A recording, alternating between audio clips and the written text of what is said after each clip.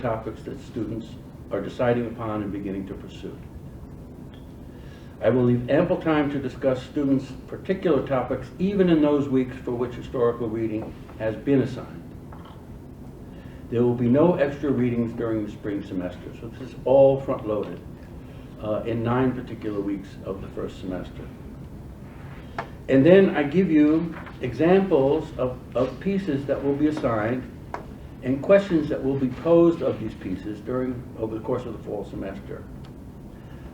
Everything will be available on Canvas, so you'll be able to actually either read them or print them from Canvas. And one question that will be posed to every reading below: are there lessons here that you can apply to your own thesis writing? And not just your writing, but your own thinking about history, and your own wrestling with the problems of history and doing history. So, then I give an example of different topics. Each one will get one piece of writing. And again, this will be familiar to a couple of students in this room. So, one topic: who owns history? History and memory. And we're going to read one piece that does a beautiful job of exposing that and really explicating the problems involved with the distinction between memory and history. 1 week on history and identity.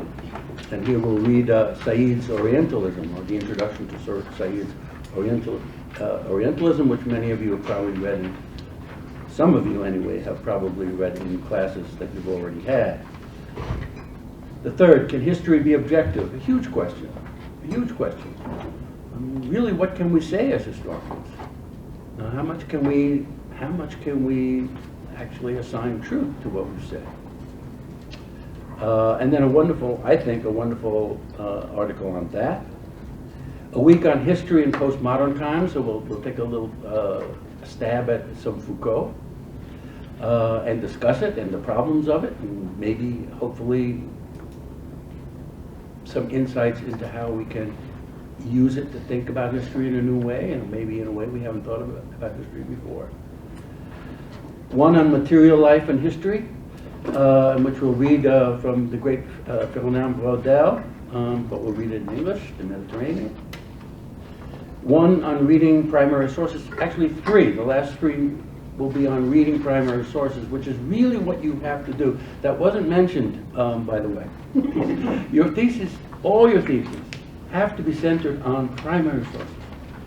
Your secondary sources will help you, will give you background, will give you context, will give you insights. But the real work is you are going to be making history out of the primary sources that you read. So the last 3 of our weeks will be specifically on showing examples of how people have done this and done this terrifically successfully, but never without some problems. So we learn from the successes and we learn from the problems. So, reading primary sources, giving voices to the excluded. This is something that many of you are interested in doing. In this case, we read something from the 18th century.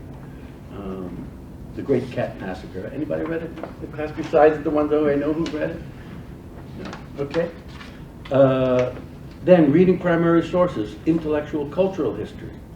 And here we'll be reading a rather astounding article on the religious significance of food to medieval women.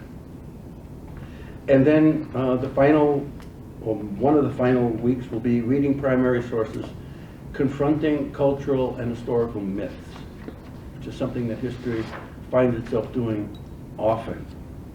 And here we'll be reading Nell Painter's Representing Truth, Sojourner Truth's Knowing and Becoming Known. So you can say they're in all kinds of cultures, in all kinds of periods, all kinds of questions.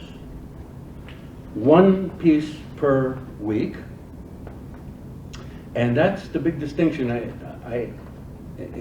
be wrong for me to say that it will be the first time I've ever taught this, that this has ever been taught in the senior thesis year.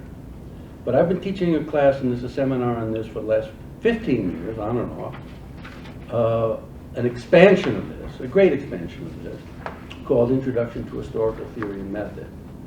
And I would like to say, and there are a couple of people here, I won't embarrass them, But I would like to say that it's generally proved to be quite successful. It's proved to be, the students have seemed to have enjoyed it and have gotten a lot out of it and learned a lot from it. The students tell me when they're doing their senior thesis that they feel like they're way in advance of other people who are doing the thesis.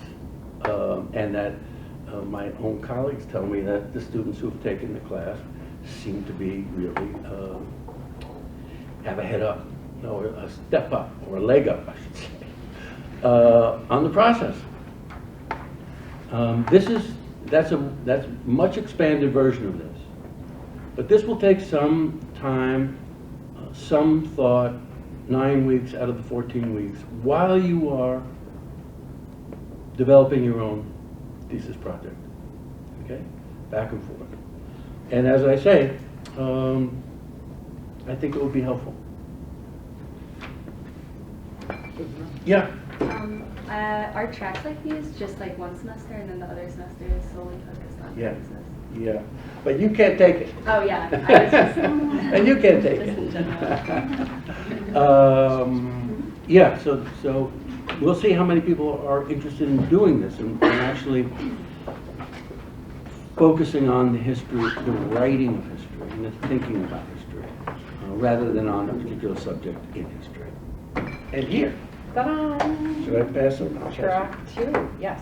Track 2. Yes, we're ready. Do people have other questions for Professor K? Yeah, I'm sorry. Do you have questions? Any questions? Yes? If you take your the seminar you speak of that you've been teaching for 15 years, do you think that if you take that you should maybe not pursue this track? Or? Exactly. Okay. Exactly. Because this is a stripped down version. We're reading many of the same texts that we read for that class, but we give more time to that reading. I really intend for this to take up no more than an hour of a class. There will be writing involved, but it will be informal writing to a discussion group in corporate. Important, but informal, and not graded. So, yes, thank you for that question. It's a very good question. Any others? Yeah. Are you allowed to take this type of the thesis track if you're economic and social history, or? I think so. I don't see why that should be. Although I don't know how much of this is in economic, particularly in social history. There's a lot of social history in here, but there's not that much economic history in here. But we can talk about it. Okay. How about that? Yes. So, if someone does this track, does the topic of the thesis have to? No, coincide? you're completely free. You can do epidemics or vaccines in the 1980s. You can do ancient history. You can do anything. You can do any period, any culture, any subject that really strikes your interest, keeps you interested, and has primary sources that you can read. Thank you. Hi, everybody. I'm Professor Nora Milanish. I apologize for being late. I was summoned to speak with the poobahs of the university, and when the provost tells you they need something, you go. It's lovely to see several familiar faces here. So I wanted to tell you all a bit about an alternative thesis track, which we are launching this coming year. A track which I would say is still somewhat in process, but I have a pretty good idea of where we're going with it. It's called The Histories of the Present Capstone Track, or HOP, and I'm thinking we should have t-shirts with bunny rabbits on them. So this is structured as a 2-semester thesis experience, so maybe a little bit different from what Professor K described. And incidentally, these are you guys are guinea pigs. You know, we're experimenting with what works, whether these are interesting and attractive opportunities for students, how we can no doubt improve them or maybe get rid of them after we do them a trial run next year. So the basic idea of Histories of the Present is the following. I've been struck in recent years by the extraordinary resonance of historical thinking and historical arguments in kind of contemporary discourse. Everything from the 1619 project that the New York Times launched and the incredible kerfuffle, surrounding that project, which is at the end of the day a historical project, right? To debates over Confederate memorials, to ongoing debates about whether our current president is like Mussolini or not like Mussolini, right? This resort to historical analogies. So I'm struck by the presence of and kind of renewed importance of history in public discourse. And it's also the case that, as we know, that history is not just for historians. Some of you may go on to graduate school and become professional historians. Probably most of you will not. And yet we believe that what you are learning in this major, both the knowledge that you acquire as well as the skills, are applicable to and indeed essential for all kinds of other career paths, whether, we could think about the importance of historical thinking to law, to journalism, or simply to being an informed citizen, right? So Histories of the Present sort of takes that idea on and is structured in the following way. All students will choose an issue or topic or theme of contemporary relevance that they're interested in. Could be, I don't know, right-wing populism in contemporary Italy. Could be coronavirus hysteria. Could be the creaky New York subway system or its terrible water main plumbing. There was another water main break this morning. Anyway, could be social movements and mobilizations in contemporary Chile. Then you will do a deep historical dive into the kind of historical background on that issue. So you'll do a synthetic, secondary source-based 20-ish page paper in which you, again, explore the history of that topic, whatever it may be, and however you frame it, because there are presumably many ways that you could frame the history of any given contemporary issue. Once you have completed that long but fairly, I would say, traditional kind of paper, a paper of the kind that you may well have written already for other classes that you've taken over the course of your history major career. Next year, we're going to experiment with some alternative or perhaps new communication genres. So I'm going to have all of the students, once they've written their 20-page paper, write, and this is where I'm still deciding how to structure this, but I want to train you to write either an op-ed or a policy brief, which asks you to distill an argument, to take a position, because that's what op-eds do in policy briefs. They take a position, they make an argument. So to distill an argument from your research that you've done, your deep dive synthetic secondary paper, and you're going to write your op-ed making an argument about a contemporary issue, again, drawing on your historical analysis, okay? And finally, the semester will end with a great culmination in April in which we're going to organize a Histories of the Present, some sort of panel, depending on how many students are participating in this track.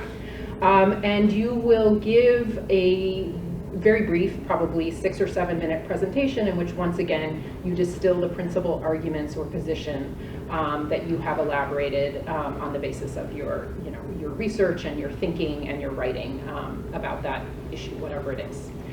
So this is an opportunity to explore what it means to think historically about the present.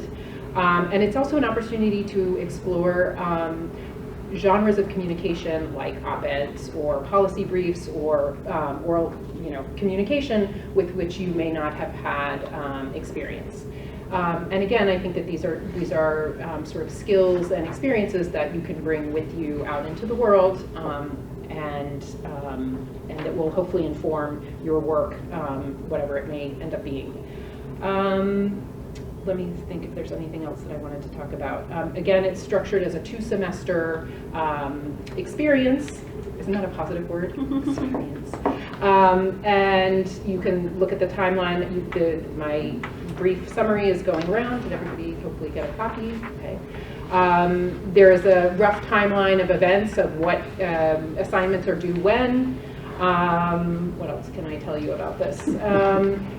The idea, again, is to train you in these